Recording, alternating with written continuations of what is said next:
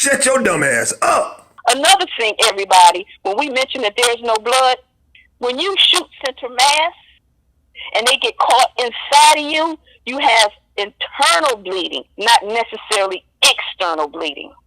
Let me repeat that, everybody. When you get shot center mass and those bullets go inside of you, if there's nothing that exit, you will have internal bleeding. You may not have external bleeding. So when people say there's no blood, that could be the reason why. I'm not saying that's absolute. I'm just saying that's a possibility. Because they're enlarged inside of you, inside your organs, inside of your body. If they didn't exit his body, you wouldn't have those things. You wouldn't have the blood there necessarily if the bullets didn't exit him. Exactly. If they remained inside of him, then you wouldn't have the blood. That doesn't mean he wasn't shot. That answer all y'all questions about that. They should be asking. That doesn't mean he wasn't shot. That's right. And I'm sure ask anybody, just ask you, make sure you all look up center mass shooting. Center mass. That's what that means. You know, and as far as I think what was that question you asked me about Kerry Latham, right? Kerry Latham, when the police pulled Kerry Latham back in, this is just what I have analyzed it to be. They had to make police contact with Kerry Latham. So to make contact with Kerry Latham, they had to give a reason. So they say, you know what? He was around a felon. Oh, yeah, come on. But that's what they used.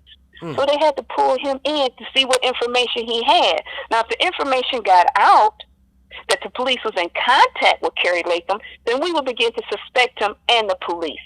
So they had to make it seem like it was a parole violation. I knew once he went in, he was going to come out anyway. Another reason why I feel that Kerry Latham's a part of it, because if you don't have anything to do, why do you have to be represented by an attorney? Why? When you get represented by an attorney, that means then they can't ask you any questions. They can only ask your attorney. Now, you can volunteer answers, but they have to go through your attorney. So what we're going to do, Kerry, we're going to bring you back in. This is the plan. We're going to say you was around a felon. We're going to bring you back in because we want to know what happened out there. What information was exchanged? Come communicate with us. We're going to make it appear as if it's a parole violation and let you go. Because technically, if it was a parole violation, it would have been the fact that he was out there with a murderer. Right. A murder happened. You're going to associate him with Nipsey, who got killed? What about Eric Holder? Ain't he a felon? They should have said, wait a minute, you on the same grounds where a murder occurred. Not the murderer, not the person who got murdered. You on the same grounds the same day that a murder occurs? Wait a minute, do you know Eric? How is it that Eric Holder was in jail, Kerry Latham was in jail, and Shermy has a criminal history? Shermy, the other guy in the pink shirt, he robbed banks.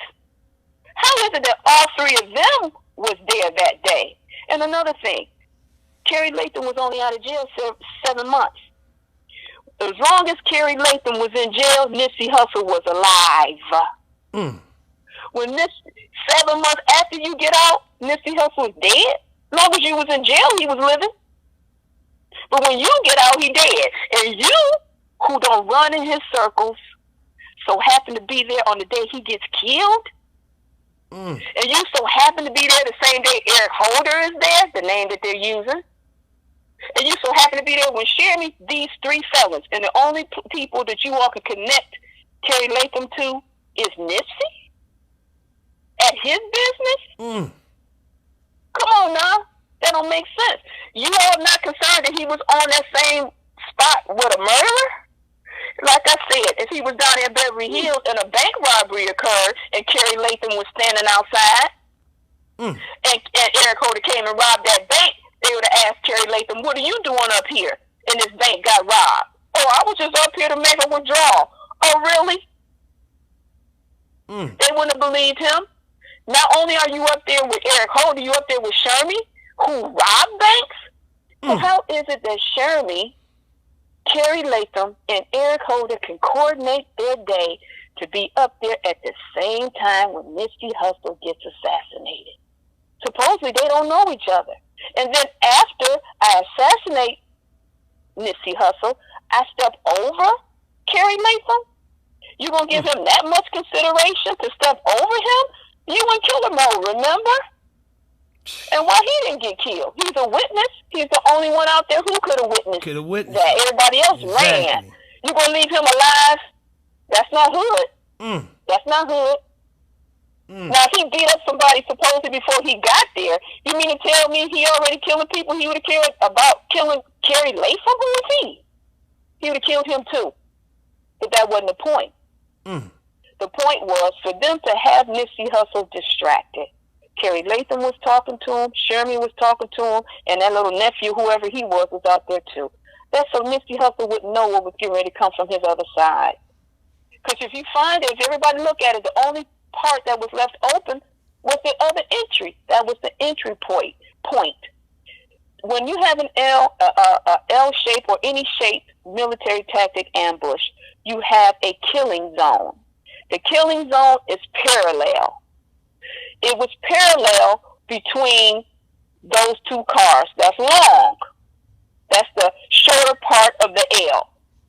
So that was the L, that was the parallel. The killing zone was between those cars. The specific killing point was that square, that handicapped square. If you all look at that picture, when they took that picture with Nipsey Hussle and that baby. Nipsey Hussle back was to the square. They was positioning him. They used the baby so he could be relaxed and calm. I got a baby here. I don't have no reason to be alarmed. I'm taking pictures with a baby. But you see that baby was facing that camera, though. You see Nipsey Hussle back was on the other side of that camera. His face was towards that camera. That's so his back could be left vulnerable. They started positioning his body. Positioning his body. And they kept him down at that end of that car. That's why Carrie Latham was there talking to him. That's why Sherman. They kept him there. Cowboy knew it. That's why he said, I left his side for a few seconds. Because a flank, military ambush style flank, FLANK, means you ambush them from the side. That's a flank move. That's a flank maneuver. You hit them from the side during the ambush. You come down the long L, which he did. The long L was that marathon, elongated part, where all the cars were. If you all look at it, if you follow all those cars, it's long.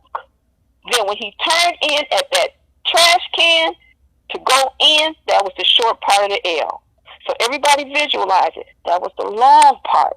He turned and went to that part of the L. You know how you draw an L? You draw the long part. Then when you get to the point, you go to the right side or the left side, depending. But in this case, from what they saw, he went in a long way. Then they cut down the parallel. And they usually use things to block you in. They went between the cars because Nipsey wouldn't have been able to run. And part of the ambush is the shock surprise value, the surprise element. So it was all there. They get you in the kill zone. First of all, they identify the kill zone, which was between those cars. They position you, which they did, and they find an area, a point where they want to kill you. And that was the square. If you all look back at that interview, when Cowboy has been interviewed in that barbershop, he said it. He died out there near that square, didn't he? He said it. Now let me ask you a question. He died out there near that square. A lot of people asking me about what the grandma said with the time difference. Do you think the grandma just made a mistake on the time difference? Because she said he got killed in the morning and then they pronounced him dead at that evening. And she said Sam ran out the house that morning. Do you think she would just... She did. Do I think she was just... No, I think she may have... Sometimes when older people... Now, I'm saying this is absolute, everybody, but sometimes morning means something different to people. Right. Morning, did she say 8 o'clock, or did she say that morning? She said morning.